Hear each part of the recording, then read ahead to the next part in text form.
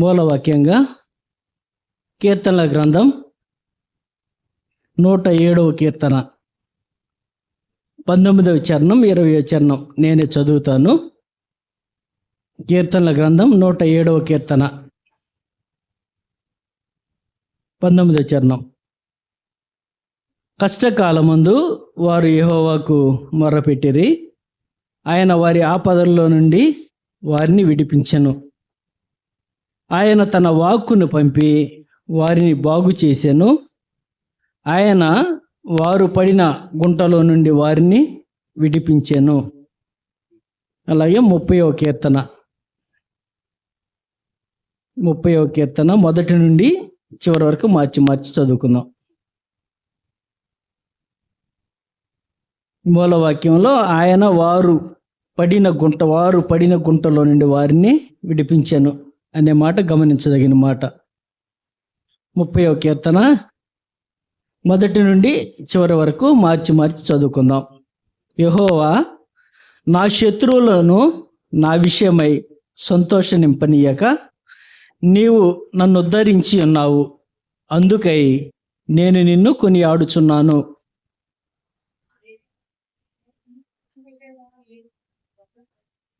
యెహోవా పాతాళములో నుండి నా ప్రాణమును లేవదీసితివి, నేను గోతిలోనికి దిగకుండా నీవు నన్ను బ్రతికించితివి.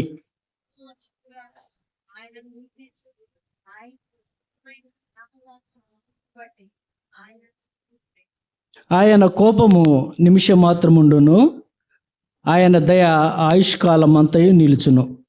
సాయంకాలమున ఏడ్పు వచ్చి రాత్రి ఉండినను ఉదయమున సంతోషము కలుగును.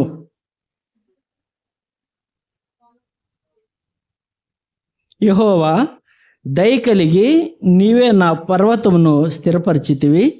నీ ముఖమును నీవు దాచుకున్నప్పుడు నేను కలత చెంది తిని.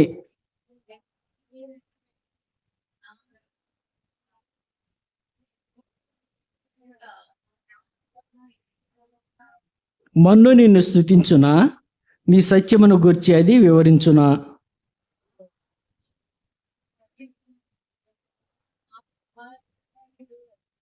నా ప్రాణం మౌనముగా నుండక నిన్ను కీర్తించున్నట్లు నా అంగలార్పును నీవు నాట్యముగా మార్చి ఉన్నావు.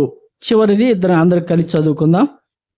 నా గోనె పట్టణం విడిపించి సంతోష వస్త్రము నన్ను ధరింపచేసి ఉన్నావు. యెహోవా నా దేవా, నిత్యము నేను నిన్ను స్తుతించెదను. చిన్న ప్రార్థన.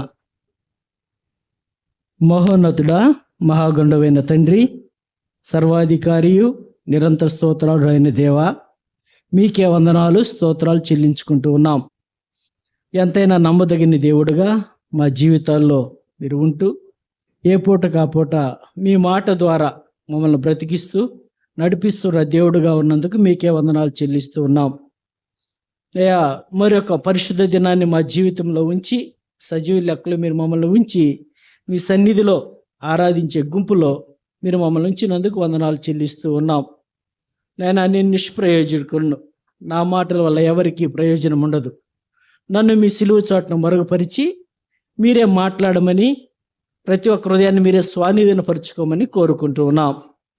మీరు ఎంత గొప్ప దేవుడు ఎరిగి మిమ్మల్ని ఆరాధించే ప్రతి ఒక్క హృదయాన్ని తండ్రి మీరే స్వాధీనపరచుకోమని కోరుకుంటూ, మిమ్మల్ని ఎంత ఉన్నతమైన దేవుడో, ఎంత గొప్ప దేవుడు మిమ్మల్ని ఎరిగి ప్రతి ఒక్కరు మిమ్మల్ని ఆరాధించేవారుగా ఉండగలిగే హృదయాన్ని వారికి దయచేయమని కోరుకుంటూ, యేసే శక్తి కలిగిన నామమున ప్రార్థించి స్తుతించి అడిగి వేడుకుంటున్నాం తండ్రి, ఆమేన్. ఈ కీర్తన దావీదు భక్తుడు రాసిన కీర్తన. ఒకవేళ ఈ కీర్తన ఎప్పుడు రాశాడనంటే, తన జీవితంలో దేవుడు చేసిన స్వస్థతను, శత్రువుల నుండి దేవుడు తనకిచ్చిన రక్షణను ప్రశంసిస్తూ ఆయన కృపను కొనియాడుతూ ఈ కీర్తన రాశాడు.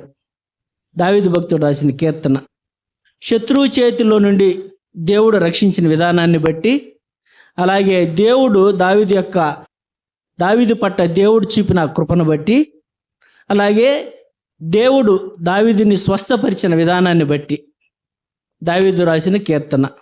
అంటే తన ఎక్స్పీరియన్స్, తన జీవితంలో తాను ఏదైతే అనుభవించాడో ఆ అనుభవాన్ని బట్టి దావీదు రాస్తున్న కీర్తన. ఏదో మామూలుగా రాసింది కాదు, తను అనుభవించి రాసిన కీర్తన. అయితే ఈ కీర్తన ఉద్దేశం ఏమిటంటే, దేవుడు మన ఎడల తను చూపిస్తున్న కృప ఎంత ఉన్నతమైనదో దాన్ని తెలియజేస్తూ ఉంటుంది. అయితే ఇంకోటి మాట ఏమిటనంటే, ఈ సంవత్సరం 2026 సంవత్సరం ఏప్రిల్ నెల, ఈరోజు ఎంత డేటు? 19వ తారీఖు వరకు దేవుడు మనల్ని కాపాడుతూ ఉన్నాడనంటే అది మన మంచితనమో మన గొప్పతనమో కాదు, కేవలం ఆయన కృప మాత్రమే మనల్ని బ్రతికిస్తూ ఉంది, కాపాడుతూ ఉంది. ఆయన క్షేమమే మనల్ని నడిపిస్తూ ఉంది. ఆయన మాట టీవీ ద్వారా లేకపోతే ఒక అద్దన్న దాసుల ద్వారా రోజు మన బైబిల్ ధ్యానం చేసేటప్పుడు మార్నింగ్లో బైబిల్ ధ్యానం ద్వారానో ప్రతి ఆదివారం వినబడుతున్న మాటల ద్వారానో ఆయన మాట మనల్ని నడిపిస్తూ ఉంది, ఓదార్స్తూ ఉంది, మనకి హృదయానికి నెమ్మదిని సమాధానాన్ని దయచేస్తూ ఉంది. అందుకే మనం నేటికి సజీవులుగా ఉన్నాం, ఆయన కృప ద్వారా బ్రతుకుతూ ఉన్నాం. మన జీవితాల్లో కూడా మనం దేవుని స్తుతించదగిన వారముగా ఉన్నాం. అందుని బట్టి మనం దేవునికి వందనాలు చెల్లించవలసిన వారముగా ఉంటూ ఉన్నాం. అయితే మొదటి మాట గమనించినట్లయితే దావీదు అంటూ ఉన్నాడు, యెహోవా నా శత్రువులను నా విషయమై సంతోషింపనీయక నీవు నన్ను ఉద్ధరించి ఉన్నావు. అంటే నా పరిస్థితి చూసినప్పుడు, నా స్థితి చూసినప్పుడు నాకు వ్యతిరేకమైనటువంటి వారు, అది నా దావీదు శత్రువులు అంటున్నారు. అంటే గిట్టనటువంటి వారు, వ్యతిరేకమైనటువంటి వారు సంతోషింపనీక నీవు నన్ను ఉద్ధరించి ఉన్నావు అనే మాట పెద్ద మాట. ఉద్ధరించుట అనే మాట పాడైపోయిన స్థితిలో నుండి నూతనపరచడాన్ని ఉద్ధరించుట అంటారు. అదే సంస్కృతంలో అంటారు జీర్ణోద్ధారణ అంటారు. జీర్ణోద్ధారణ అంటే నాశనమైన పోయి దాన్ని, పనికిరాని దానిని, అసలు ఉపయోగించడానికి వీలు కాని దాన్ని అభివృద్ధి చేసి ఒక స్థితిలోకి తీసుకురావడాన్ని ఉద్ధరణ అంటారు. అది అంటూ ఉన్నాడు భక్తుడు, నా శత్రువులు నన్ను చూసి నా విషయమై సంతోషింపనీయక నీవు నన్ను ఉద్ధరించి ఉన్నావు.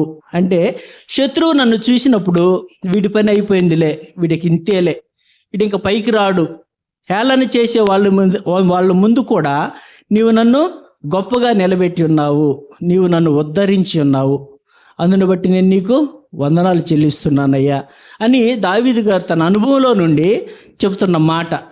నా శత్రువుల విషయమై సంతోషింపనీక నీవు నన్ను ఉద్ధరించి ఉన్నావు, అందుకై నేను నిన్ను కొనియాడుచున్నాను. ఎందుకు కొనియాడుతున్నాడంట? శత్రువుల విషయమై సంతోషింపనీక నీవు నన్ను ఉద్ధరించావు, అందుకును నేను నిన్ను కొనియాడుతున్నాను, నేను నిన్ను స్తుతిస్తున్నాను, నీకు కృతజ్ఞత చెల్లిస్తూ ఉన్నాను, అందును బట్టి నీకు వందనాలయ్యా అని దావీదు భక్తుడు అంటూ ఉన్నాడు.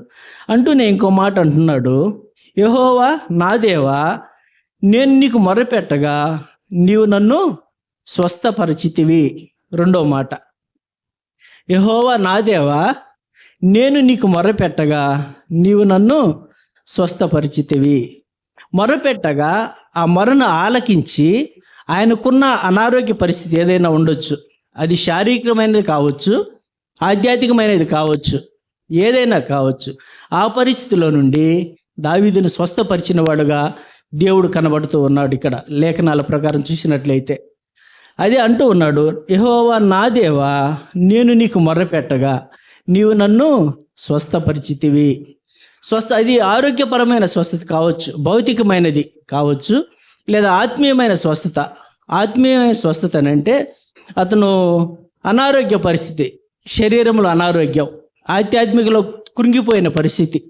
అలాగే అతను బెత్షెబాతో పాపం చేసినప్పుడు తన హృదయంలో అతను అనారోగ్యానికి గురైనట్లు, ఆధ్యాత్మిక స్వస్థతకి అతను లోనైపోయిన వాడుగా ఉంటూ ఉన్నాడు. అలాంటి పరిస్థితుల్లో నుండి కూడా దేవుడు విడిపించిన వాడుగా ఇక్కడ కనబడుతూ ఉన్నాడు. అందుకే ఆయన అంటూ ఉన్నాడు, యెహోవా నా దేవా నేను నీకు మొర్రపెట్టగా నీవు నన్ను స్వస్థపరిచితివి. ఎలాంటి పరిస్థితిలో స్వస్థపరిచాడు?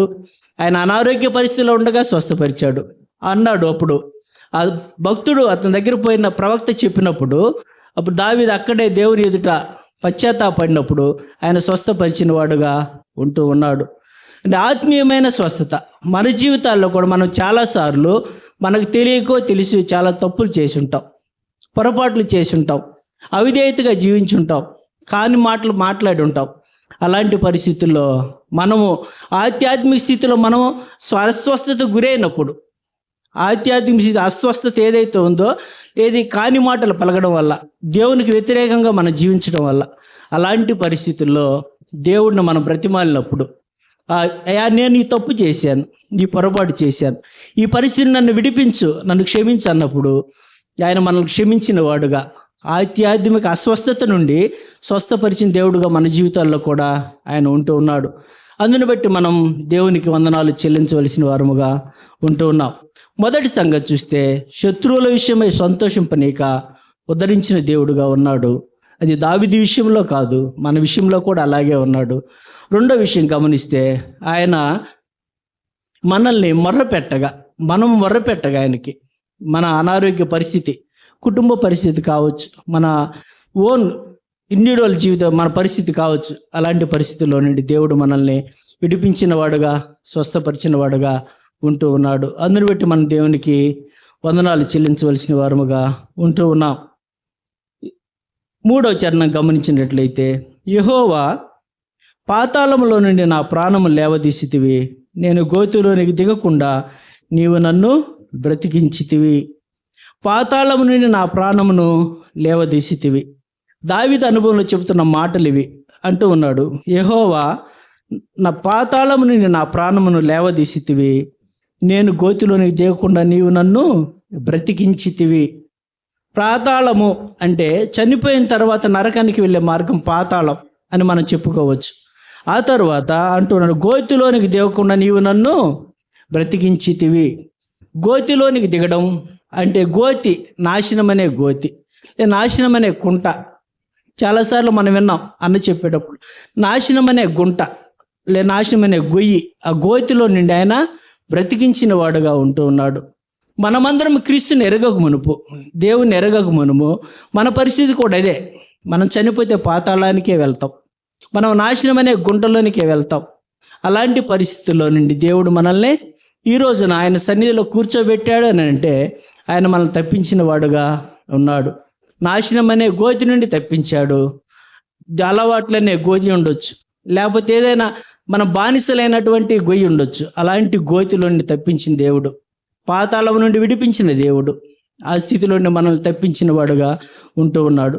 అదే ఎహెజ్కేలు అంటాడు. ఎహెజ్కేలు ఆయన హిజ్కియా ప్రవక్త యెషయా గ్రంథం 38 అధ్యాయం 17 వచనంలో అంటాడు. యెషయా గ్రంథం 38 అధ్యాయం 17 వచనం, మిక్కుటమైన ఆయాసము నాకు నెమ్మది కలుగుట కారణమయ్యాను, నీ ప్రేమ చేత నా ప్రాణమును నాశనమనే గోతి నుండి విడిపించితివి. నేను నీకు నాశనమనే గోతి నుండి విడిపించిన దేవుడుగా ఉంటూ ఉన్నాడు. అక్కడ హిజ్కియా పరిస్థితి మనకు తెలుసు. సగం చనిపోతా ఉన్నప్పుడు గోడ తట్టు తిరిగి ప్రార్థించినప్పుడు దేవుడు తన ఆయుష్కాలాన్ని పొడిగించగా ఆయన దేవునికి మనవి చేసుకున్నాడు, అయా మిక్కుటమైన ఆయాసము నాకు నెమ్మది కలుగుట కారణమయ్యాను, నీ ప్రేమ చేత నా ప్రాణమును నాశనమనే గోతి నుండి నీవు తప్పించి ఉన్నావు, విడిపించి ఉన్నావు. నాశనం అనే గోతి మన జీవితంలో యేసయ్య నెరగి ఉంటే మనం నాశనం అనే గోతికే పాత్రులం. కానీ తన ప్రేమ చేత ఆయన మనల్ని ఆ నాశనం అనే గోతి నుండి తప్పించిన వాడుగా ఉంటూ ఉన్నాడు. యోనా గ్రంథం చూస్తే యోనా కూడా అదే మాట అంటాడు, నా ప్రాణము నాశన కోపం నుండి నీవు లేవదీసిన వాడుగా ఉన్నావు అంటూ ఉన్నాడు. యోనా జీవితంలో జరిగిన అదే మాట, హిజ్కియా జీవితంలో జరిగిన అదే మాట, అలాగే దావీదు జీవితంలో జరిగిన అదే మాట, మన జీవితంలో కూడా అదే మాట జరుగుతుంది. నాశనమనే ఆ యొక్క కోపము నుండి, నాశనమనే గోతి నుండి మనల్ని తప్పించిన వాడుగా దేవుడు ఉంటూ ఉన్నాడు.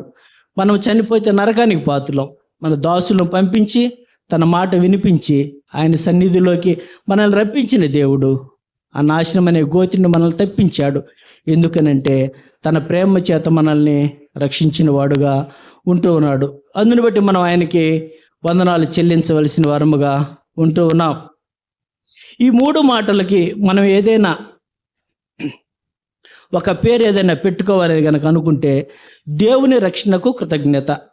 దేవుడు మనకి రక్షించిన విధానాన్ని బట్టి దావీదుని ఎలాగైతే రక్షించాడో అలాంటి పరిస్థితుల్లో మనల్ని కూడా రక్షించాడు కాబట్టి దేవుని రక్షించిన ఆ యొక్క రక్షణకు కృతజ్ఞత అనే మాట ఈ 3 చరణాలకు కనుక మనం పెట్టుకోవాలనుకుంటే ఆ మాట పెట్టుకోవచ్చు.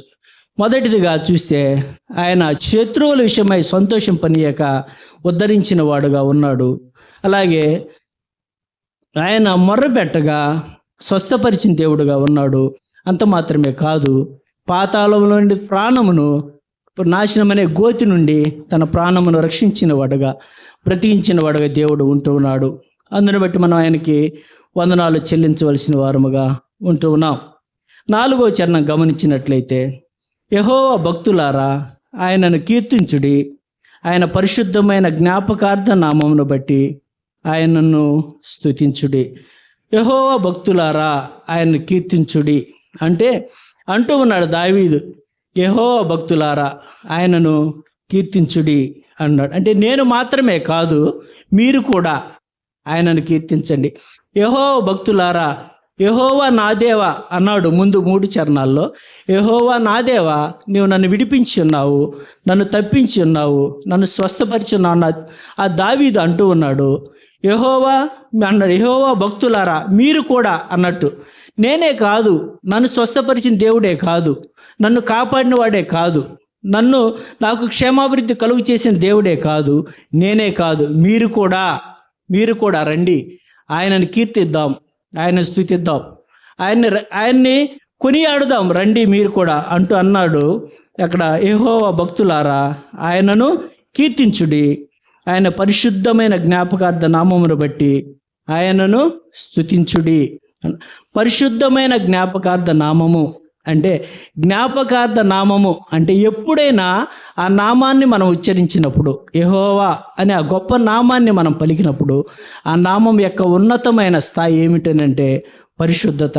పరిశుద్ధమైన నామము జ్ఞాపకార్థమైన నామం. పరిశుద్ధమైన నామం అంటే జీవించిన జీవితంలో పాపం లేనివాడు యేసయ్య. తన యొక్క జీవిత కాలం అంత చూపులోనైనను, తలంపులోనైనను, మాటల్లోనైనను, తన క్రియల్లోనైనను పాపం లేనివాడు. ఆయన పరిశుద్ధమైన నామము, ఉన్నతమైన నామం.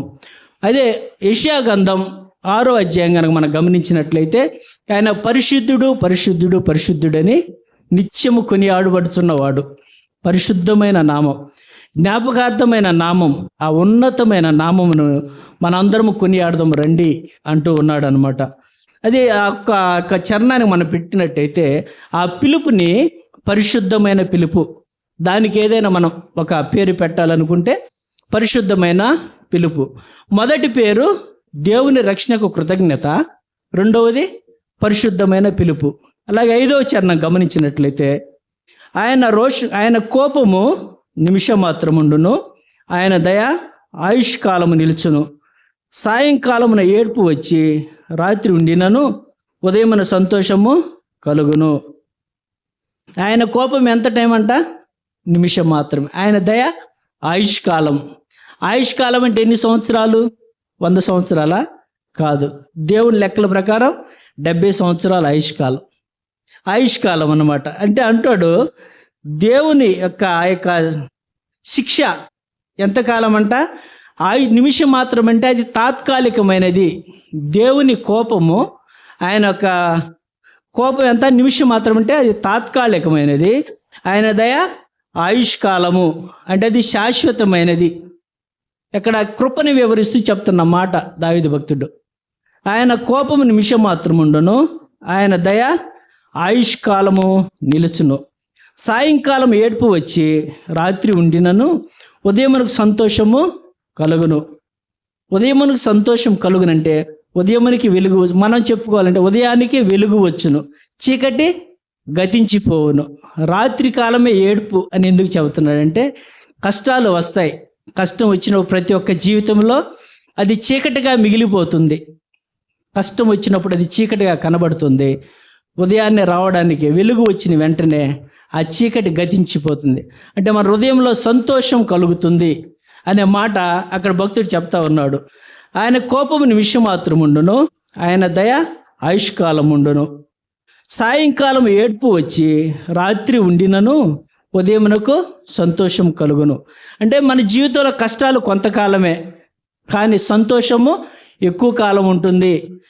వచ్చిన కష్టము కొంతకాలంలోనే వెళ్ళిపోతుంది, కానీ మనకు వచ్చే సంతోషం తెల్లవారేసరికే మనకి హృదయాల్లో నెమ్మది సమాధానాన్ని కలిగించే దేవుడుగా ఉంటూ ఉన్నాడు. దేవుని దయ నిశ్చయత అనేది మన జీవితాల్లో ఎప్పుడు ఎల్లప్పుడూ దావీదు జీవితంలో ఎలాగైతే ఉందో, దావీదు అనుభవంలో ఎలాగైతే ఉందో మన జీవితంలో కూడా అదే కనబడుతూ ఉంది. అందుని బట్టి మనం దేవుణ్ణి వందనాలు చెల్లించవలసిన వారముగా ఉంటూ ఉన్నాం. ఇంకో మాటలో మనం చూస్తే ఆయన దీర్ఘశాంతము కలవాడు. మన ఎడల ఎలాంటి వాడు? వాత్సల్యము కలవాడు, ప్రేమ కలవాడు, దీర్ఘశాంతము కలవాడు. అది ఆ మాట ఎందుకు చెప్తున్నానంటే, ఆయన కోపము నిమిషం మాత్రము ఉండును, ఆయన దయ ఆయుష్కాలం అనే దానికంటే ఆయన కోపగించినను ఒక్క నిమిషంలోనే మర్చిపోతాడు. కానీ ఆయన కృపను మనకు వెల్లడిపరిచేటప్పుడు దీర్ఘకాలము, దీర్ఘశాంతము, ఆయుష్కాలం ఉండే కృపను ఆయన అనుగ్రహించే దేవుడుగా మన జీవితాల్లో ఉంటూ ఉన్నాడు. అందుని బట్టి మనం ఆయనకి వందనాలు చెల్లించవలసిన వారముగా ఉంటూ ఉన్నాం. 6వ చరణం గమనించినట్లయితే, నేనెన్నడూ కదలనని నా క్షేమం కాలమున అనుకుంటుని, యెహోవా దయ కలిగి నీవే నా పర్వతమును స్థిరపరిచితివి. నీ ముఖము నీవు దాచుకున్నప్పుడు నేను కలత చెంది తిని. 6వ చరణం గమనించాలి. నేను ఎన్నడూ కదలనని నా క్షేమకాలమున అనుకుంటుని. దావీదు అనుకుంటా ఉన్నాడు అనమాట. ఏమని? నేను ఎన్నడూ కదలనని నా క్షేమకాలమున నేను అనుకుంటుని. దావీదు ఇన్నర్ ఫీలింగ్ చెప్తా ఉన్నాడు ఇక్కడ. నేను రాజుని, నాకు అధికారం ఉంది, నాకు ఆస్తి ఉంది, నాకు మంది బలం ఉంది, అయినా నా క్షేమకాలం నేను అనుకునేమని నన్నెవరు కదిల్చలేరు, నన్నెవరు జయించలేరు, నేను ఎప్పటికీ ఏమీ కాను అని నేను అనుకున్నాను. అయితే అలాంటి పరిస్థితిని అంటూ ఉన్నాడు అనమాట. యెహోవా దయ కలిగి నీవే నా పర్వతమును స్థిరపరిచితివి. మళ్ళా దేవుడు చెప్పుకుంటున్నాడు, నేను అలాంటి పరిస్థితులు నేను అనుకున్నాను, నేనేమి కాను, నాకేమీ లేదని, కానీ నీవు స్థిరపరిచి నా పర్వతంను స్థిరపరిచిన దేవుడుగా ఉన్నావు. నీవు స్థిరపరచబట్టే నేను ఈ విధంగా ఉండగలిగాను, ఇలా క్షేమంగా ఉండగలిగిన కారణం నీ యొక్క కృపే అని చెప్తా ఉన్నాడు అనమాట. అలాగే మన జీవితాల్లో కూడా చాలాసార్లు, చాలా పరిస్థితుల్లో మనం కూడా ఎన్నోసార్లు నాకేమీ కాదు, ఎవరు ఏం చేయలేరు అనే పరిస్థితి మనకు కూడా వచ్చినప్పుడు, అలాంటి పరిస్థితి మనకు రావడానికి, మనం మాట్లాడడానికి, మనం ఉండడానికి కారణం ఆయన కృపే కారణమైనందుకు, అందుని బట్టి మనం దేవునికి వందనాలు చెల్లించగలగాల. ఈ రోజున రక్షించిన నాటి నుండి నేటి వరకు ఆయన సన్నిధిలో మనం సజీవులుగా ఉండగలుగుతున్నాం. ఆయన రక్షణ మనకు తోడుగా ఉంది, ఆయన కృపాక్షేమం మనకు తోడుగా ఉండబట్టి ఆయన సన్నిధిలో ఈ విధంగా ఉండగలుగుతున్నాం అని అంటే కారణం కేవలం ఆయన కృపే. అందుని బట్టి మనం ఆయనకి వందనాలు చెల్లించవలసిన వారముగా ఉంటూ ఉన్నాం. ఆయన అంటూ ఉన్నాడు 8వ చరణం, యెహోవా నీకే మొరపెట్టి తిని నా ప్రభువును బతిమాలు కొంటిని, నేను గోతిలోనికి దిగిన ఎడల నా ప్రాణం వలన ఏమి లాభము, మన్ను నిన్ను స్తుతించునా, నీ సత్యమును గూర్చేది వివరించునా. అయ్యా, నేను గోతిలోనికి దిగిపోతే నా ప్రాణం వలన ఏమి లాభం, ఏమి ప్రయోజనం? నేను అదే అంటూ ఉన్నాడు, ఈ దినమని నేను సజీవుడనై, హిజ్కియా అంటూ ఉన్నాడు 38వ యెషయా గ్రంథంలో, ఈ దినమని నేను సజీవుడనై నిన్ను స్తుతించుచున్నాను, నా ప్రాణం నాశనమనే గోతి నుండి నీవు తప్పించి ఉన్నావు అన్నట్లు ఈయన అన్నాడు. నా ప్రాణము గోతిలోనికి పోతే ఏమి ప్రయోజనం, నా ప్రాణము ఏమి లాభం అంటూ మన్ను నిన్ను స్తుతించునా, అది నీ సత్యమును గూర్చి వివరించునా. నీవు నన్ను జీవింపచేశావు, నీవు నన్ను కాపాడావు, నన్ను రక్షించావు. నేను ఈ రోజున సంఘంలో అందరి మధ్య నేను నిన్ను స్తుతిస్తున్నాను, జనులందరి మధ్య, జనులందరి ఎదుట నేను నిన్ను ఆరాధిస్తున్నాను, నీ కృతజ్ఞత చెల్లిస్తున్నాను. నేను చనిపోయి నాశనమై గోతిలోనికి పోతే స్తుతి నీకు ఉండదు కదా అన్నట్లు అంటూ ఉన్నాడు. ఈ దినమున ఆయన సన్నిధిలో ఉన్న మనం ఈ రోజున ఇలాంటి పరిస్థితులను మనం దాటి వచ్చిన వారమే, స్వస్థపరచబడిన వారమే, శత్రువుల విషయమై సంతోషింపనీయక ఉద్ధరించబడిన వారమే, నాశనమనే గోతిలోని తప్పించబడిన వారమే. ఆయన ఈ దినమున సజీవులుగా ఆయన సన్నిధిలో ఉన్నాం. ఆయన స్తుతించడానికి మనం బద్దులమై ఉన్నాం. ఖచ్చితంగా స్తుతించదగిన వారముగా ఉంటూ ఉన్నాం. అందును బట్టి ఆయన మనం వందనాలు చెల్లించవలసిన వారముగా ఉంటూ ఉన్నాం. మన ప్రాణమును నాశనమైన గోతి నుండి తప్పించిన దేవుడు, మన ప్రాణమును నాశన కోపంలో నుండి విడిపించిన దేవుడు, ఆయన్ను మనం స్తుతించవలసిన వారముగా ఉంటూ ఉన్నాం. 10వ చరణం అంటూ ఉన్నాడు, యెహోవా ఆలకింపుము, నన్ను కరుణింపుము. యెహోవా నాకు సహాయుడివై ఉండుము. నా ప్రాణం మౌనముగా నుండక నిన్ను కీర్తించినట్లు నా అంగలార్పు నీవు నాట్యముగా మార్చి ఉన్నావు. నా ప్రాణం మౌనముగా ఉండక నిన్ను కీర్తించినట్లు, నా ప్రాణం మౌనముగా ఉండక నిన్ను కీర్తించినట్లు నా అంగలార్పు నీవు నాట్యముగా మార్చున్నావు. నాట్యముగా మార్చున్నావు అనే దానికి అర్థం ఏమిటనంటే, ఒక బాధలో నుండి విడిపించి సంతోషకరమైన స్థితిలోనికి నన్ను తీసుకొచ్చి ఉన్నావు. ఆ మాటకు అర్థం నాట్యముగా మార్చున్నావు. నాట్యం ఎప్పుడు చేస్తారు? తన జీవితంలో సంతోషం వచ్చినప్పుడు, ఆనందం వచ్చినప్పుడు తను నాట్యంగా చేస్తాడు. అంగలార్పు అంటే ఆ వేదన, ఆ బాధ, ఆ కష్టం, అలాంటి ఇరుగు పరిస్థితుల్లో నుండి నీవు నన్ను, నా అంగలార్పును నాట్యంగా మార్చున్న దేవుడుగా నా జీవితంలో ఉన్నావు. ఎలాంటి పరిస్థితి? నాశనమనే గోతిలో నుండి తప్పించావు, శత్రువులు ఎదుట నన్ను ఉద్ధరించావు. అయితే నన్ను నేను నీకు మొరపెట్టగా నాకు స్వస్థతనిచ్చిన దేవుడుగా ఉన్నావు, నాకు దయ కలుగు చేసిన వాడుగా ఉంటున్నావు. అలాంటి అంగలార్పు పరిస్థితిలో నుండి నా యొక్క స్థితిని నీవు ఈరోజు నాట్యముగా మార్చిన దేవుడుగా ఉన్నావు. నా హృదయంలో నెమ్మది, సంతోషాన్ని కలుగు చేసిన దేవుడుగా ఉన్నావు. అందును బట్టి నేను నీకు వందనాలు చెల్లిస్తూ ఉన్నాను అంటూ ఉన్నాడు.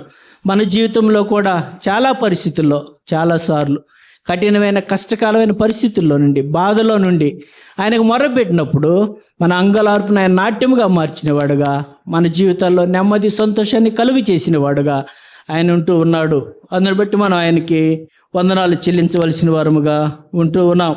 అంత మాత్రమే కాదు, ఆయన అంటున్నాడు, నీవు నా గోనె పట్ట విడిపించి సంతోష వస్త్రము నన్ను ధరింపచేసి ఉన్నావు. దావీదు అనుభవంలో ఉన్న ఈ మాట చాలా ఉన్నతమైన మాట. నా గోనె పట్ట విడిపించి సంతోష వస్త్రము నన్ను ధరింపచేసి ఉన్నావు. గోనె పట్ట అనేది దీనస్థితికి సూచనగా ఉంటుంది. గోనె పట్ట అనేది దీనస్థితి సూచనగా ఉంటుంది. దావీదు గొర్రెల కాపరిగా ఉన్నాడు, అయితే రాజుగా చేశాడు. దీనస్థితిలో నుండి హెచ్చైన స్థాయికి తీసుకెళ్ళాడు. గోనె పట్ట విడిపించి సంతోష వస్త్రాన్ని ఇచ్చాడు. కష్టాల్లో ఉన్నాడు, ఆ కష్టాలను విడిపించి నాట్యముగా చేసి ఆ సంతోషకరమైన స్థితిలోనికి తీసుకువెళ్ళాడు. గోనె పట్ట విడిపించి సంతోష వస్త్రాన్ని ధరింపచేసిన వాడుగా ఉంటూ ఉన్నాడు. మన జీవితాల్లో మనం చనిపోతే నరకానికి పాత్రులం.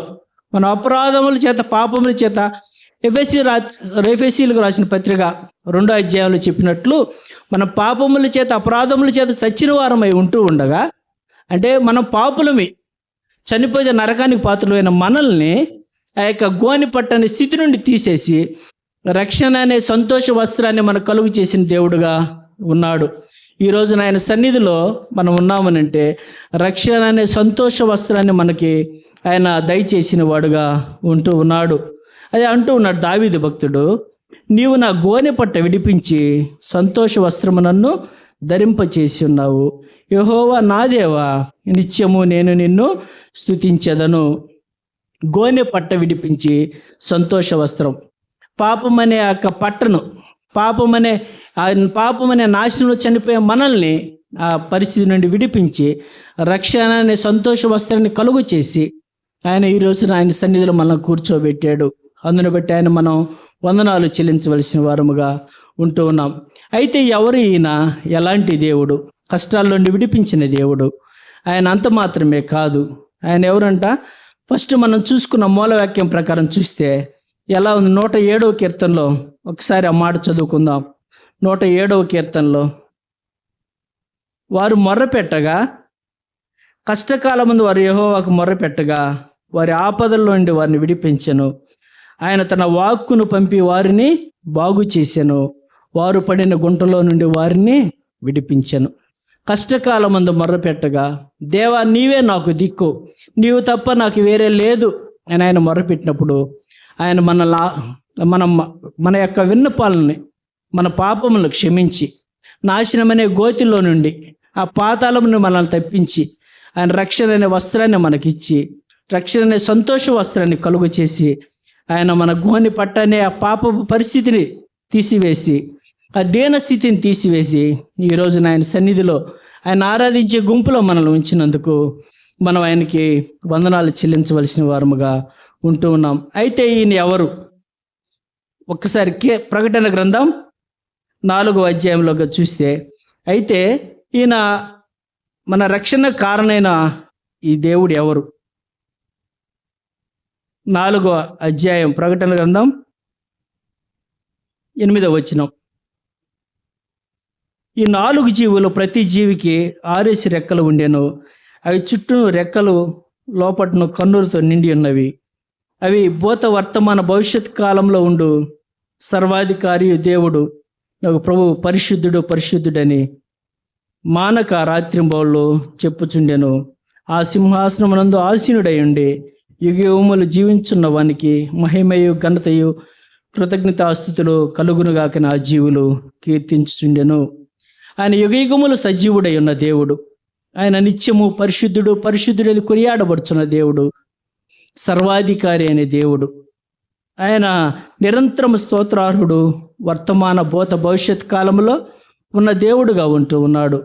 ఆయన నీ కొరకు నా కొరకు 2000 సంవత్సరాల క్రితం మానవ రూపంగా ఈ లోకానికి దిగి వచ్చి, ఆ పిల్లల పిలిపిలకు రాసిన పత్రిక చూస్తే, ఆ పిల్లలు రక్తమాంసములు గలవారైనందున ఆయన కూడా రక్తమాంసంలో పాలివాడై నీ కొరకు నా కొరకు ఈ లోకానికి దిగి వచ్చి, ఆయన తన్ను తానుగా రిక్తునుగా చేసుకొని మరణం పొందునంతగా తన ధనవంతుడైండి మన కొరకు దరిద్రుడై ఈ లోకానికి దిగి వచ్చి శిలువ శ్రమను భరించి, బొచ్చు కత్తిరించి వాని గొర్రె మౌనముగా ఎలా ఉందో అలాగే నీ కొరకు నా కొరకు భరించి, నిన్ను నన్ను ప్రేమించిన కారణాన, నిన్ను నన్ను రక్షించడానికి, చనిపోతే నాశనమై నరకానికి పోయే మనల్ని తప్పించడానికి దేవాతి దేవుడు పరిశుద్ధుడైన దేవుడు ఈ లోకానికి దిగి వచ్చి నిన్ను నన్ను రక్షించడానికి సిలువలో శ్రమను భరించి ఆ పరిశుద్ధమైన రక్తాన్ని చిందించడం ద్వారా నీకు నాకు రక్షణ కలిగించిన వాడుగా ఉంటూ ఉన్నాడు.